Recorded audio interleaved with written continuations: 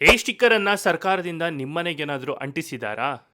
ಇವತ್ತಿನಿಂದ ಎಲ್ಲನೂ ಕೂಡ ಉಚಿತವಾಗಿ ಸಿಗುತ್ತೆ. ಈ ಸ್ಟಿಕ್ಕರ್ ಏನಾದರೂ ನಿಮ್ಮ ಮನೆಗೆ ಅಂಟಿಸಿದ್ರೆ, ನಿಮ್ಮ ಮನೆ ಬಾಗಿಲಿಗೆ ಈ ಸ್ಟಿಕ್ಕರ್ ಏನಾದರೂ ಅಂಟಿಸಿದ್ರೆ ತಪ್ಪದೆ ಈ ವಿಡಿಯೋವನ್ನ ನೋಡಲೇಬೇಕು.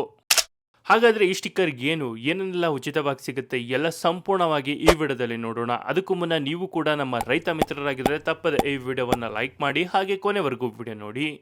ಹಾಗೆ ನಿಮ್ಮ ಜಿಲ್ಲೆ ಯಾವುದು ಎಂದು ನಮಗೆ ಕಮೆಂಟ್ ಮೂಲಕ ತಿಳಿಸಿ. ಇಡೀ ಕರ್ನಾಟಕದ ಎಲ್ಲ ಮನೆಗಳಿಗೂ ಈ ಒಂದು ಸ್ಟಿಕ್ಕರ್ ಅಂಟಿಸ್ತಾ ಇದ್ದಾರೆ. ಈಗಾಗಲೇ ಕೆಲವು ದಿನಗಳ ಹಿಂದೆ ಈ ಸ್ಟಿಕ್ಕರ್ ಅಂಟಿಸುವುದು ಪೂರ್ಣಗೊಳಿಸಲಾಗಿದೆ. ಈಗ ಅಂದ್ರೆ ಇವತ್ತಿನಿಂದ ಸ್ಟಿಕ್ಕರ್ ಅಂಟಿಸಿರುವ ಮನೆಗಳಿಗೂ ಕೂಡ ಬರ್ತಾ ಇದೆ. ಇಡೀ ಕರ್ನಾಟಕದಾದ್ಯಂತ ಕೆಲವು ದಿನಗಳ ಹಿಂದೆ ಅಂಟಿಸಿರುವ ಸ್ಟಿಕ್ಕರ್ ಯಾಕೆ ಅಂಟಿಸಿದ್ದಾರೆ, ಇದರಿಂದ ಅಂಟಿಸಿರುವ ಮನೆಗಳಿಗೆ ಯಾವ ರೀತಿಯಾಗಿ ಲಾಭ, ಇದರ ಉದ್ದೇಶವೇನು ಮತ್ತು ಇವತ್ತಿನಿಂದ ಈ ಸ್ಟಿಕ್ಕರ್ ಅಂಟಿಸಿರುವ ಪ್ರತಿಯೊಂದು ಮನೆಗಳಿಗೂ ಏನನ್ನ ತೆಗೆದುಕೊಂಡು ಬರ್ತಾ ಇದ್ದಾರೆ, ನೀವು ಏನಿಲ್ಲ ಮತ್ತು ಹೇಗೆ ಸಂಪೂರ್ಣವಾದ ಮಾಹಿತಿಯನ್ನ ಈ ವಿಡಿಯೋದಲ್ಲಿ ನೀಡಲಾಗಿದ್ದು, ನಿಮ್ಮ ಮನೆಗೂ ಕೂಡ ಈ ಸ್ಟಿಕ್ಕರ್ ಅನ್ನ ಅಂಟಿಸಿದ್ರೆ ತಪ್ಪದೆ ವಿಡಿಯೋಗೆ ಈಗಲೇ ಒಂದು ಲೈಕ್ ಅನ್ನು ಮಾಡಿ. ಇವತ್ತಿನಿಂದ ಮನೆಗೆ ಏನನ್ನ ತೆಗೆದುಕೊಂಡು ಬರ್ತಾ ಇದ್ದಾರೆ, ಏನೆಲ್ಲ ಇದೆ ಅನ್ನೋದನ್ನ ಕಂಪ್ಲೀಟ್ ಆಗಿ ತಿಳಿದುಕೊಳ್ಳಲು ವಿಡಿಯೋನ ತಪ್ಪದೆ ಕೊನೆವರೆಗೂ ನೋಡಿ. ಸೆಪ್ಟೆಂಬರ್ 22ರ ಇಂದಿನಿಂದ ಸಾಮಾಜಿಕ ಮತ್ತು ಶೈಕ್ಷಣಿಕ ಸಮೀಕ್ಷೆ 2025 ಆರಂಭವಾಗಲಿದ್ದು, ತಪ್ಪದೆ ಎಲ್ಲರಿಗೂ ಈ ಮಾಹಿತಿ ಸಲ್ಲಿಸುವಂತೆ ಸೂಚನೆ ನೀಡಲಾಗಿದೆ. ಕರ್ನಾಟಕ ರಾಜ್ಯ ಹಿಂದುಳಿದ ಆಯೋಗವು ಸಾಮಾಜಿಕ ಮತ್ತು ಶೈಕ್ಷಣಿಕ ಸಮೀಕ್ಷೆಯನ್ನ ಸೆಪ್ಟೆಂಬರ್ 22ರಿಂದ ಅಕ್ಟೋಬರ್ನವರೆಗೆ ಕೈಗೊಳ್ಳಲಿದೆ. ರಾಜ್ಯದ ಪ್ರತಿ ಮನೆಗೆ ಆಯೋಗದ ಸಿಬ್ಬಂದಿಗಳು ಭೇಟಿ ನೀಡಿ ಸ್ಟಿಕ್ಕರ್ ಅಂಟಿಸಿದ ಬಳಿಕ ಶಿಕ್ಷಕರು ಭೇಟಿ ನೀಡಿ ಸಮೀಕ್ಷಿಸಲಿದ್ದಾರೆ. ಈ ವೇಳೆ ಅವರಿಗೆ ಅಗತ್ಯ ದಾಖಲೆಗಳ ಜೊತೆಗೆ ಸೂಕ್ತ ಮಾಹಿತಿ ಒದಗಿಸಿ ಸಹಕರಿಸುವ ಮೂಲಕ ಈ ಸಮೀಕ್ಷೆಯನ್ನ ಯಶಸ್ವಿಗೊಳಿಸಿಕೊಡಬೇಕು ಎಂದು ಸೂಚನೆ ನೀಡಲಾಗಿದೆ. ಸಮೀಕ್ಷೆಗೆ ದಾಖಲೆಗಳು ಕಡ್ಡಾಯ: ಆಧಾರ್ ಕಾರ್ಡ್, ಪಡಿತರ ಚೀಟಿ, ಮತದಾರರ ಗುರುತಿನ ಚೀಟಿ, ವಿಕಲಚೇತನರ ಸಂದರ್ಭದಲ್ಲಿ ಯುಐಡಿ ಕಾರ್ಡ್ ಅಥವಾ ಪ್ರಮಾಣ ಪತ್ರಗಳು, ಪ್ರತಿ ಕುಟುಂಬದ ಸದಸ್ಯರ ಆಧಾರ್ ಕಾರ್ಡ್ಗಳು ಮೊಬೈಲ್ಗೆ ಲಿಂಕ್ ಆಗಿರೋದನ್ನು ಖಚಿತಪಡಿಸಿಕೊಳ್ಳುವುದು ಮುಖ್ಯ. ಏಕೆಂದರೆ ಸಮೀಕ್ಷೆ ಸಮಯದಲ್ಲಿ OTPಗಾಗಿ ಆಧಾರ್ಗೆ ಲಿಂಕ್ ಆಗಿರುವ ಮೊಬೈಲ್ ನಂಬರ್ಗೆ ಸಂದೇಶವನ್ನು ಹೊರಡಿಸಲಾಗುತ್ತೆ. ಸಮೀಕ್ಷೆಗೆ ಹಾಜರಾಗಲು ಬೇಕಾಗುವ ದಾಖಲೆಗಳು: ಆಧಾರ್ ಕಾರ್ಡ್ನ ಪ್ರತಿ, ಕುಟುಂಬ ಸದಸ್ಯರಿಗೆ ವಿಶೇಷವಾಗಿ 6 ವರ್ಷ ಮೇಲ್ಪಟ್ಟವರಿಗೆ ಆಧಾರ್ ಕಾರ್ಡ್ ಕಡ್ಡಾಯವಾಗಿ ಇರಬೇಕು. ಪಡಿತರ ಚೀಟಿ, ಆಧಾರ್ ಸಂಖ್ಯೆಯನ್ನು ದೃಢೀಕರಿಸಲು ಪಡಿತರ ಚೀಟಿಯನ್ನು ಆಧಾರವಾಗಿ ಬಳಸಲಾಗುತ್ತೆ. ಮತದಾರರ ಗುರುತಿನ ಚೀಟಿ, ಇದು ಗುರುತಿನ ದೃಢೀಕರಣಕ್ಕಾಗಿ ಸಹಕಾರಿಯಾಗುತ್ತೆ. ವಿಕಲಚೇತನರಿಗಾಗಿ, ನೀವೇನಾದರೂ ವಿಕಲಚೇತನರಾಗಿದ್ರೆ ಅವರ UID ಕಾರ್ಡ್ ಅಥವಾ ಸಂಬಂಧಪಟ್ಟ ಪ್ರಮಾಣ ಪತ್ರಗಳನ್ನು ಸಿದ್ಧವಾಗಿಟ್ಟುಕೊಳ್ಳಿ. ನೆನಪಿನಲ್ಲಿ ಇಡಬೇಕಾದ ಅಂಶಗಳು: ಆಧಾರ್ ಲಿಂಕಿಂಗ್, ನಿಮ್ಮ ಆಧಾರ್ಗೆ ಮೊಬೈಲ್ ನಂಬರ್ ಲಿಂಕ್ ಆಗಿದೆಯೋ ಎಂಬುದನ್ನು ಖಚಿತಪಡಿಸಿಕೊಳ್ಳಿ. ಏಕೆಂದರೆ ಸಮೀಕ್ಷೆ ಸಮಯದಲ್ಲಿ OTP ಆದೇಶವನ್ನ ಅಥವಾ ಸಂದೇಶವನ್ನ ಕಳುಹಿಸಿಕೊಡಲಾಗುತ್ತೆ. OTP ಒಬ್ಬ ಸದಸ್ಯನ ಮನೆಯಲ್ಲಿ ಇಲ್ಲದಿದ್ದರೆ ಕುಟುಂಬದ ಪರವಾಗಿ ಉತ್ತರ ನೀಡುವವರು ಫೋನ್ ಮೂಲಕ OTP ಸಂಖ್ಯೆಯನ್ನ ಪಡೆದು ಮಾಹಿತಿಯನ್ನ ನೀಡಬೇಕಾಗತ್ತೆ. ಆಧಾರ್ ಸಂಖ್ಯೆ ಇಲ್ಲದಿದ್ದರೆ ಹತ್ತಿರದ ಆಧಾರ್ ನೋಂದಣಿ ಕೇಂದ್ರಕ್ಕೆ ಭೇಟಿ ನೀಡಿ ನೋಂದಣಿ ಸಂಖ್ಯೆಯನ್ನು ಪಡೆದು ಸಮೀಕ್ಷೆಯಲ್ಲಿ ಭಾಗವಹಿಸಬಹುದು. ಸಮೀಕ್ಷೆ ಕಾರ್ಯದಲ್ಲಿ ಪ್ರತಿಯೊಬ್ಬರು ಪಾಲ್ಗೊಳ್ಳಬೇಕು. ಯಾರು ಕೂಡ ಸಮೀಕ್ಷೆಯಿಂದ ಹೊರಗುಳಿಯಬಾರದು. ಸಮೀಕ್ಷೆಯಲ್ಲಿ 60 ಪ್ರಶ್ನೆಗಳನ್ನು ಕೇಳಲಾಗುತ್ತೆ. ಪ್ರತಿಯೊಂದು ಪ್ರಶ್ನೆಗಳಿಗೆ ಸಮರ್ಪಕವಾದ ಮಾಹಿತಿಯನ್ನು ಒದಗಿಸಬೇಕಾಗುತ್ತೆ. ಸರಿಯಾದ ಮಾಹಿತಿ ನೀಡಿದರೆ ಮಾತ್ರ ವೈಜ್ಞಾನಿಕ ಸಮೀಕ್ಷೆ ಸಾಧ್ಯವಿದೆ.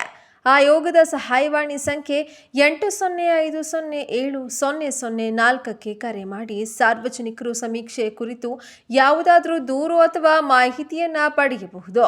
ಆನ್ಲೈನ್ ಮೂಲಕ ಸಹ ಸಮೀಕ್ಷೆಯಲ್ಲಿ ಭಾಗವಹಿಸಲು ಅವಕಾಶವನ್ನು ಕಲ್ಪಿಸಲಾಗಿದೆ.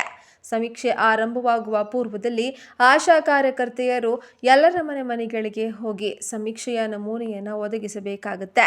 ವಿವಾದದ 33 ಜಾತಿಗಳನ್ನು ಕೈಬಿಟ್ಟ ಆಯೋಗವು ವಿವಾದಕ್ಕೆ ಕಾರಣವಾಗಿದ್ದಂಥ ಕ್ರಿಶ್ಚಿಯನ್ರಿಗಾಗಿ ಮತಾಂತರ ಆದ 33 ಜಾತಿಗಳನ್ನು ಹಿಂದುಳಿದ ವರ್ಗಗಳ ಆಯೋಗವು ಸಮೀಕ್ಷೆ ನಡೆಸೋ ನಿರ್ಧಾರದಿಂದ ಕೈಬಿಟ್ಟಿದೆ. ಹೀಗಾಗಿ ಮತಾಂತರ ಆಗಿದ್ರೆ ಆ ಧರ್ಮವೇ ಫಿಕ್ಸ್ ಆದಂತೆ ಆಗಿದೆ. ಹಿಂದುಳಿದ ವರ್ಗಗಳ ಆಯೋಗವು ಈ ಮಾಹಿತಿ ನೀಡಿದ್ದು, ಗೊಂದಲಕ್ಕೆ ಕಾರಣವಾದಂತಹ 33 ಜಾತಿಗಳನ್ನು ಸಾರ್ವಜನಿಕರ ಸಲಹೆ ಮೇರೆಗೆ ಕೈಬಿಡಲಾಗಿದೆ. ಇಚ್ಛೆ ಇರೋರು ಅವುಗಳನ್ನು ಸ್ವಇಚ್ಛೆಯಿಂದ ಬಾರಿಸಬಹುದು ಎಂದಿದೆ. ಇನ್ನು ಮತಾಂತರವಾದ ಜಾತಿಗಳಿಗೆ ಆ ಮೂಲಕ ಜಾತಿ ಬಿಟ್ಟು ಮತಾಂತರವಾದ ಧರ್ಮವೇ ಅನ್ವಯಿಸಲಿದೆ. ಮೂಲ ಜಾತಿಯವರಿಗೆ ಅನ್ವಯಿಸೋದಿಲ್ಲ.